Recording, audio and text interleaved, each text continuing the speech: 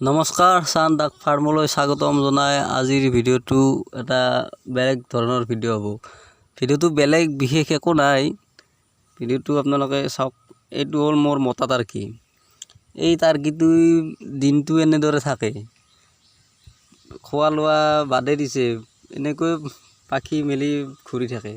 আৰু যেতিয়া মই আবেলি সময়ত ইহঁতক দানা পানী দি অলপ ইহঁতৰ লগত মানে জিৰণি লৈ খেলি থাকোঁ, তেতিয়া মই বহি থকা ঠাইখিনিৰ চাৰিওফালে এনেকৈ পাখি মেলি মেলি ঘূৰি থাকে। কিবা এটা চাই ভাল লাগে। আৰু এনেদৰে প্ৰায় 1 ঘণ্টা 1.5 ঘণ্টা মোৰ লগতে এনেকৈ থাকে। খোৱা লোৱা বাদেই দিছে, বাকীবোৰে খাই এনেকৈ ঘূৰি থাকে। মতা টাৰ্কি এইটো চাওকচোন। মতা টাৰ্কিবোৰ দেখিবলৈ ধুনীয়া, কিন্তু কিছুমান মানুহে চাই ভাল পায়, কিন্তু ওচৰত গ'লে ভয় কৰে, খুটিব বুলি ভয় কৰে। আৰু চাওক, ভয়ো লাগে পিছে ওচৰতো থাকিলে, খুটিব যেন লাগে আৰু দেখিবলৈ ভাল লাগে। কিন্তু ওচৰত চাওকচোন, মই ওচৰত আছোঁ কিন্তু মোক খুটা নাই।